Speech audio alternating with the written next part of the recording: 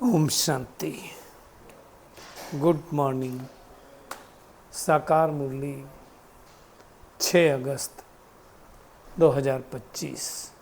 बाबा का मीठा मीठा लेटर। हम मीठे मीठे बच्चों के मीठे मंथन के लिए मंथन शुरू करने से पहले सुख के सागर से बाबा की सुख भरी किरणों के नीचे बैठ जाते हैं और अनुभव करते हैं कि मैं सुख स्वरूप आत्मा हूँ, सुख के सागर की संतान हूँ।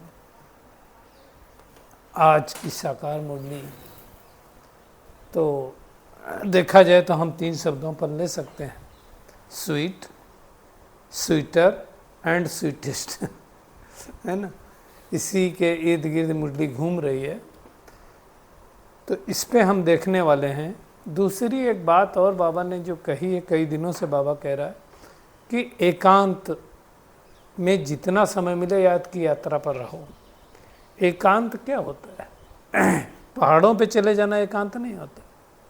जब मैं आत्मा अकेले में बैठ करके एक परमात्मा की आद में यानी एक के अंत में स्थित होती हूँ और स्थित होकर के सुख शांति का अनुभव करता हूँ, तो एकांत है। तो उसके बारे में हम देखेंगे। आज बाबा ने टीचर की डिफिनीशन भी बताई है। टीचर माना क्या? टीच करने वाला, मैनर सिखाने वाला।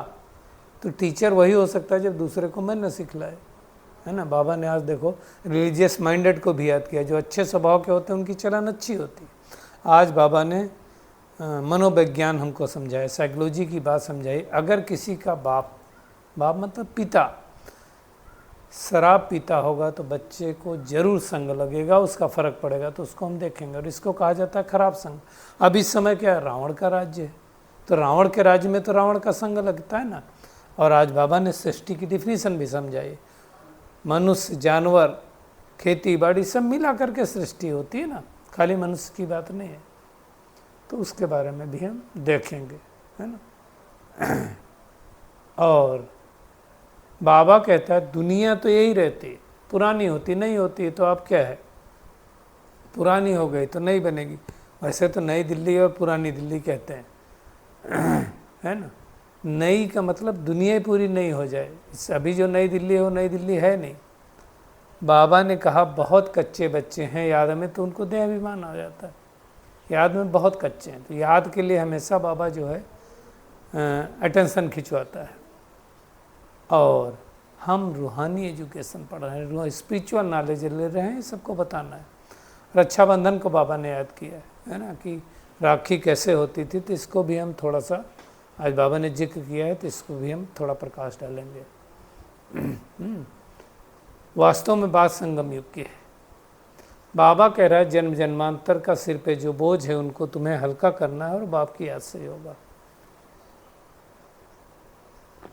कई बार हम जब ज्ञान सुनाते हैं और कोई नहीं निकलता है तो हम मायूस हो जाते हैं। इसलिए बाबा ने आज कहा तुम्हें चिंता नहीं करना, रिस्पॉन्सिबल बाबा है ना। और सबसे बड़ी सेवा है गरीब को धनवान बना देना। धनवान बना देना मतलब ज्ञान धन दे देना ना, लेकिन इसमें फिक्र नहीं करना है। और महाभारत लड़ाई के समय कौन भगवान था उसमें सब मूझे हुए हैं। बाबा ने तो आज 2 टूक शब्दों में कहा, बहुत बार कह चुका है कि श्री कृष्ण हो न सके, और अभी नाम नहीं निकलेगा, लास्ट में हमारा नाम वाला होने वाला है। तो उसके बारे में भी बाबा ने कहा हुआ है, तो हम देखेंगे, है ना। प्रवृत्ति में विस्तार जरूर है, लेकिन हमें समेटने की शक्ति और उपराम शक्ति का यूज करना है। और अगर खुशी चाहिए ना, तो हर रोज आत्मा रूपी दीपक में ज्ञान घृत डालते जाना है, तभी खुशी होगी।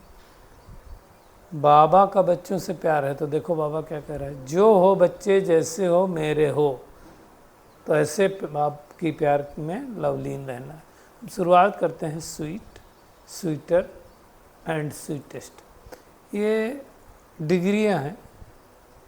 अगर हिंदी में कहें तो मीठा, अधिक मीठा और सबसे मीठा, ये सुपरलेटिव डिग्री हैं।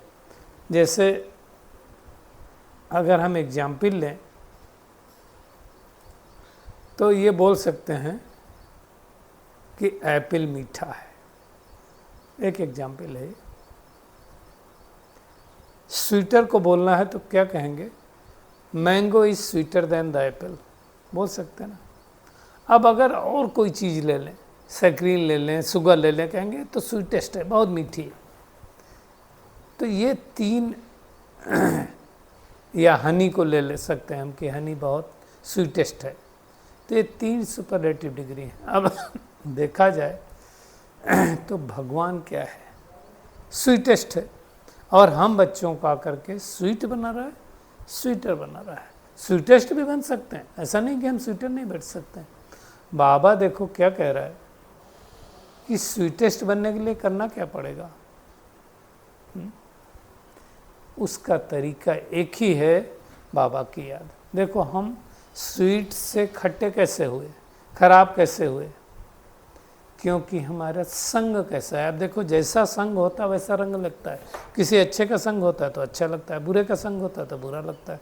आप जहाँ रहो, आप इवन जलवायु में जहाँ रहो, जहाँ मान लो कहीं ठंडा प्रदेश है, आप वहाँ रहने लगो तो आपकी स्किन का कलर थोड़ा चेंज होगा।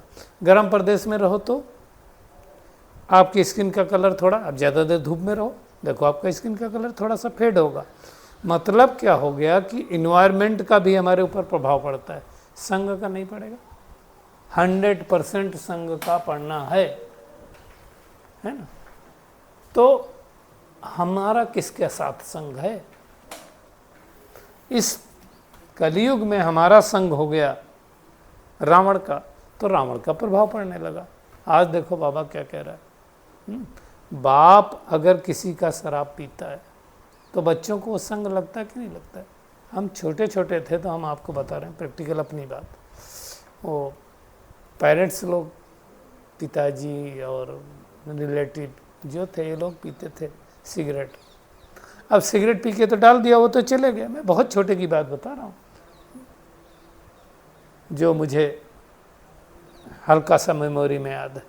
अब उसका जो लास्ट का पड़ता था टुकड़ा, तो हम क्या करते थे, जब कोई नहीं है तो उसको उठा के ऐसे मुख में लगाते थे और सोचते थे भी शान है।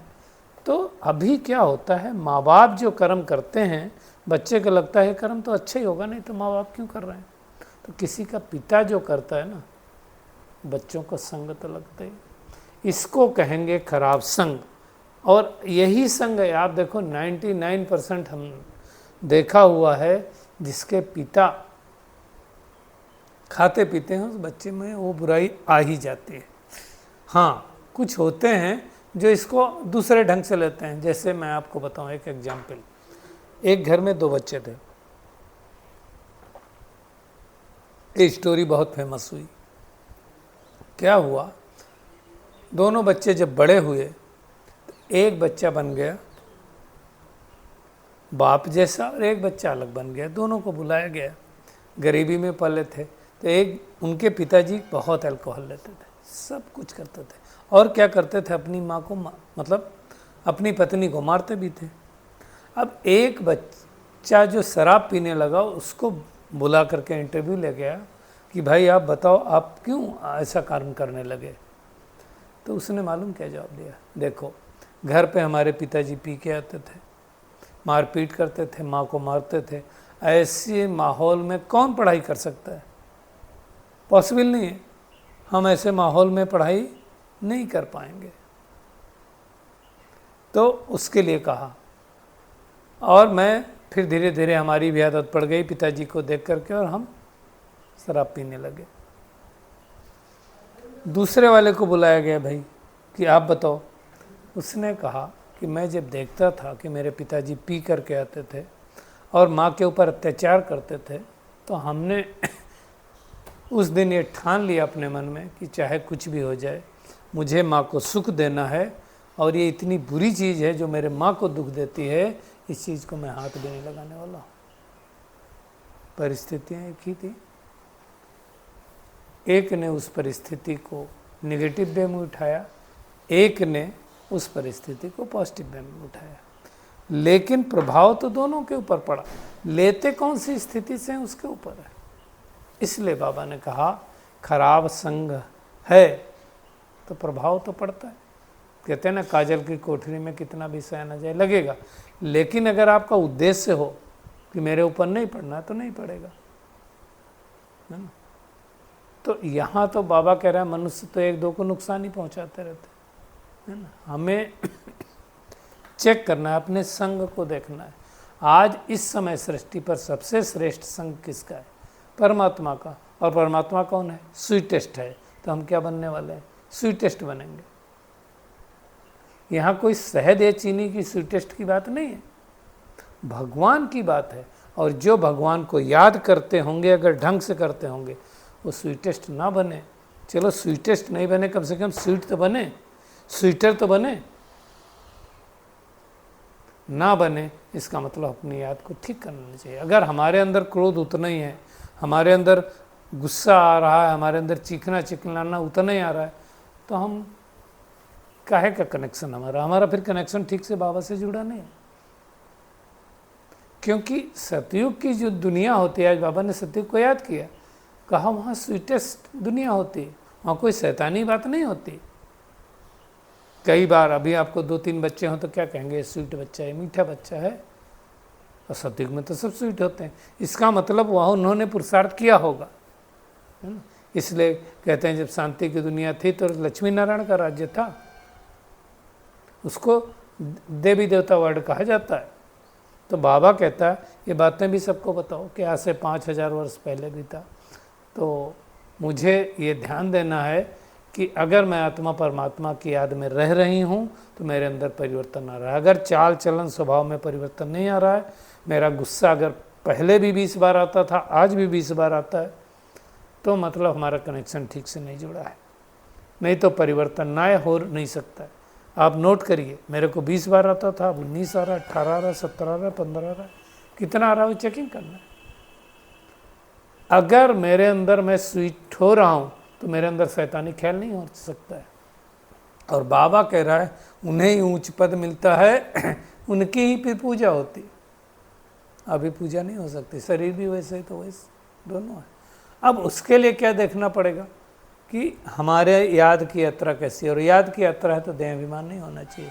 देह अभिमान में आया मतलब विकर्म हुए, है ना। ऐसा नहीं कि सदैव कोई व्यक्ति विकर्म करता रहता है, लेकिन याद की यात्रा में अगर ढीले हैं तो कमाई नहीं होगी, है ना।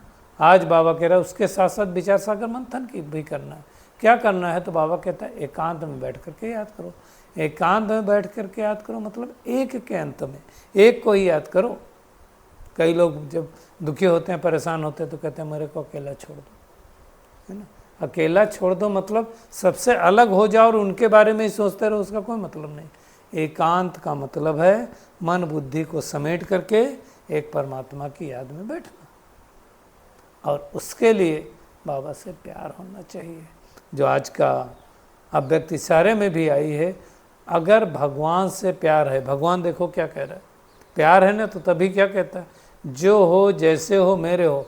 बाबा ने एक मुरली में कहा था मेरा लास्ट बच्चा भी शंकराचार्य से अच्छा है, क्योंकि उसने एक बार मेरा बाबा तो कहा। और जिसने एक बार मेरा बाबा कहा, बाबा कहता है बच्चे जो हो जैसे हो मेरे हो। तो ऐसा भगवान जो कह रहा है आप मेरे हो, तो उसके प्यार में लीन हो जाओ। इसी को दुनिया ने क्या कहा, आत्मा परमात्मा में लीन हो जाती। आत्मा परमात्मा से लीन नहीं होती, प्यार में लो लीन हो जाती, लब में लीन हो जाती। इसलिए दिल से कहो मेरा बाबा, तब असत्य के प्रभाव में नहीं आएंगे। तो श्रेष्ठ भाग्य की लकीर खींचने की कलम दी है बाबा ने। जितना चाहे उतना भाग्य बना सकते हैं, तो मेहनत करनी है हमें, है ना। तो इसके बारे में सभी अवश्य देखेंगे। दूसरी बात आज आई है राखी की बात, है ना। अभी रक्षाबंधन आ रहा है तो बाबा राखी नया दिलवाए तो होता नहीं। अब देखो बहुत पहले क्या होता था, वैसे राखी का मतलब क्या है? क्या ब्राह्मण आकर के राखी बांधता था? पहले तो ब्राह्मण बांधता था ना। वो पाई पैसे की राखी मतलब 1 पैसे के आसपास, मैंने बचपन में देखा 1 पैसे की भी 2-4 मिलती होंगी, वो होती थी। और हम उनको किताबों में रखते थे। मुझे बड़ा शौक़ रहता था भाई ब्राह्मण आए राखी देगा तो राखी हम किताबों में रखेंगे। तो आगे पाई पैसे की मिलती थी, ब्राह्मण राखी बांधते थे। तो आजकल तो फैशनेबल राखी आती है और आजकल खर्ची भी बहुत होती है, बहनें बांधने आती हैं। तो हुआ कैसे होगा, पहले जो है ब्राह्मण बांधते थे, फिर धीरे धीरे जब इसका विस्तार हुआ होगा तो ब्राह्मण हर जगह पहुंच नहीं पाते थे और शुरू में तो पवित्र ब्राह्मण बांधते थे। बाद में क्या हुआ, जो उपरहित होते थे उनको उपरहित बोला जाता है, तो वो क्या करते थे कि पवित्र होते थे और करते थे। कालांतर में क्या हुआ होगा, धीरे धीरे वो भी शादीशुदा होने लगे। तो कोई नहीं पहुंच पाया होगा तो कहा होगा इससे अच्छा तो ये कुमारी कन्या बांधे। तो पहले कन्याएं बांधती थी जो कुमारी होती थी, धीरे धीरे और ये बढ़ा होगा तो कुमारी कन्याओं के बजाय फिर क्या शादीशुदा बनाने लगी। अब क्या होता है, भाई बहन भाई को बांधती है, मिठाई खिलाती है, तो भाई लोग कुछ उसको गिफ्ट देना चालू किया होगा और वो गिफ्ट दे रहे धीरे धीरे धीरे वो फैशन बन गया, है ना। वास्तव में देखा जाए तो पवित्रता की राखी, अभी देखो ब्रह्मा कुमारी में तो बहुत बड़ा त्यौहार है, बहनें सब जगह जाती, डीएम के यहाँ, एसडीएम के यहाँ, बड़े बड़े लोगों के यहाँ। मुझे नहीं मालूम कितनी बहनें उसके अर्थ को समझाती हैं, क्योंकि मैं कई जगह गया हूँ साथ में, अर्थ कोई नहीं बताता है। हम कौन सी राखी बांधने आए हैं, भगवान षष्ठी पर आ चुका है तो वो कहता है विकारों को छोड़ो पवित्रता की। अभी दादी गुलजार तो हमेशा अनुभव में सुनाती थी कि हम तो हमेशा ही बोलते थे कि वो पैसा देने की कोशिश करते थे, पैसा नहीं लेते थे वो लोग। क्या कहते थे, आपकी जेब, आपके पास जो 5 खोटे सिक्के हैं वो दे दो। तो कहते थे 5 का सिक्का कहाँ चलता है, तो कहती थी 5 खोटे सिक्के मतलब काम क्रोध लोभ मोह अहंकार हो, दे दो, इनमें से कोई एक दे दो। तो वो वाली चीज़ थी, अब वो तो है नहीं, तो वो है अगर, क्योंकि पर्पज क्या है, इस समय का ये त्यौहार है, तो हमें जा करके अगर जाना है तो उनको पर्पज बताया है। ब्रह्मा कुमारी का ये उद्देश्य है, ये इस बात की राखी है। नहीं तो क्या होता है, आजकल बहुत सारी जगहों में जाओ तो लोग सोचते हैं पैसे लेने के लिए है। अच्छा, कुछ लोग करते भी हैं, ले भी लेते, है ना। हमने तो कई बार कई बहनों के साथ गया, उन्होंने मना कर देती मुझे कुछ नहीं चाहिए। तो क्या हो गया, कई लोग, अभी तो खैर बहुत सारे लोग समझ गए, लेकिन ये फिर मन के अंदर चल जाता है। तो जो भी है प्रतिज्ञा करनी है उसकी राखी, है ना। अभी देखो हर सेंटर पे होता है तो उसमें अभी हम क्या बोलेंगे। अरे एक बार बाबा ने कहा, साकार बाबा ने कहा, कई साल मुरलियों के बाद की बात है कि आज किस किस को राखी बंधानी है, बाबा राखी लाया बांधेगा। तो हाथ खड़ा किया बहुत सारे लोगों ने। बाबा ने कहा क्यों अभी तक राखी बांधी नहीं क्या। तो ये तो मन की राखी है ना, हाथ का बंधन तो स्थूल है, अंदर से राखी बांधनी, और वो एक ही बार बंधती है, इसके बाद दोबारा आवश्यकता नहीं है, ठीक है। रस्म रिवाज है तो चल रही है। आज बाबा कह रहा है गरीब को धनवान बनाना ये सबसे बड़ी रूहानी सेवा है। तो भगवान आकर के गरीबों का कल्याण कर रहा है, तो हमें भी सबका कल्याण करना है। पुरुषार्थ करेंगे तो फल निकलेगा। अगर पुरुषार्थ करते करते किसी, मान लो नहीं निकलता फल, कई बार होता है हम सेवा करते हैं कुछ भी नहीं निकलता है, तो बाबा कहता फिक्र मत करो, है ना, तुम्हारे कुछ खराब नहीं जाएगा, है ना। कोई तुम्हारा ज़्यादा माथा खपाएगा, कोई कम, माथा खपाना बोलते हैं ना, तो बाबा वो बतला रहा है ना। और बाबा ने कहा कि याद अच्छा रखो, योग अच्छा डिफिकल्ट है तो याद रखो ना, उसमें चले जाओ। बाबा अक्षर बहुत लवली है अगर याद नहीं करेंगे तो लज्जा आएगी।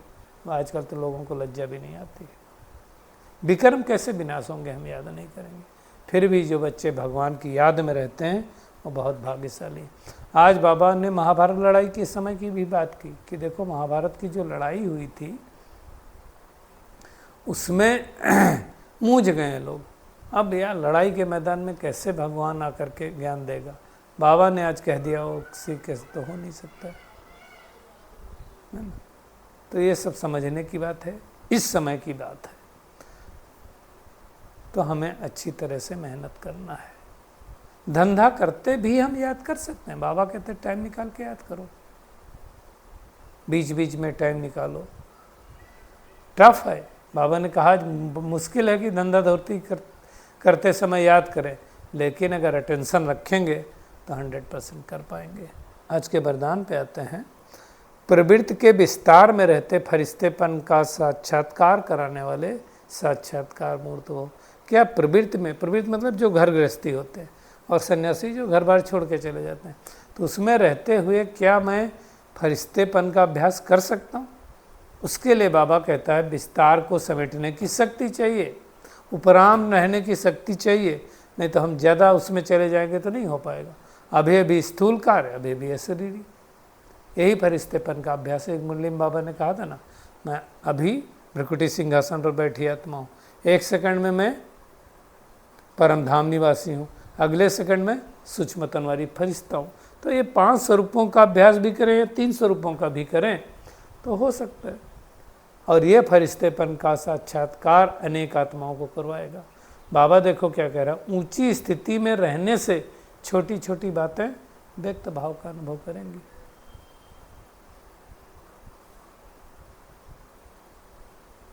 तो ऊंचा जाने से नीचे वाली बातें अपने आप छूट जाती और उसमें समय भी बचेगा, सेवा भी फास्ट होगी। इसलिए छोटी छोटी बातों में हमें जाना नहीं। बुद्धि इतनी विशाल होगी, बाबा देखो क्या कह रहा है, एक समय में कई काम कर सकते हो, तो उसकी मेहनत करनी। और खुशी को कायम रखने के लिए क्या करना पड़ेगा? आत्मा रूपी दीपक में ज्ञान का घृत रोज डालते रहना है। मतलब रोज मुरली सुनना है, रोज नुमाशाम करना है, रोज अमृत वेला करना है।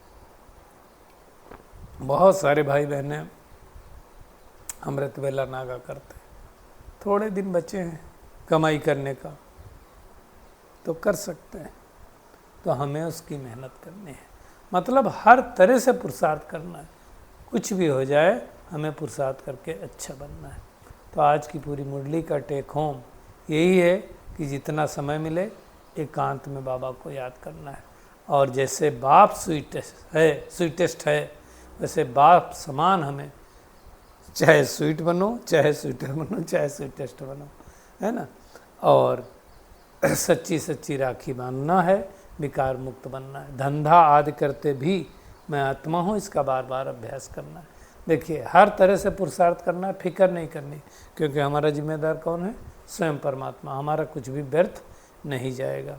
और प्रवृत्ति में रहते हुए भी विस्तार को समेटने की शक्ति का उपयोग करना। देखो 8 शक्तियों में से बाबा कोई ना कोई शक्ति का यूज करता है, तो इस शक्ति का, वैसे तो आपका समेटने की शक्ति है, विस्तार को संकीर्ण करने की भी शक्ति है। दोनों शक्तियाँ बहुत इंपॉर्टेंट है, उनको यूज करना है। और जितना हम यूज करेंगे उतना हम फरिश्तेपन का अनुभव करेंगे और मेहनत से भी बच जाएंगे। तो हमें चेकिंग करना है और खुशी को कायम रखने के लिए आत्मा रूपी दीपक में ज्ञान का घृत डालते रहना है। और जब भगवान कह रहा है तुम जैसे हो मेरे हो, तो ऐसे परमात्मा के प्यार में लीन रहना है। अच्छा, शुक्रिया मीठे प्यारे बाप दादा, शुक्रिया आप सभी का इस मीठे मंथन के लिए। अच्छा, ओम शांति।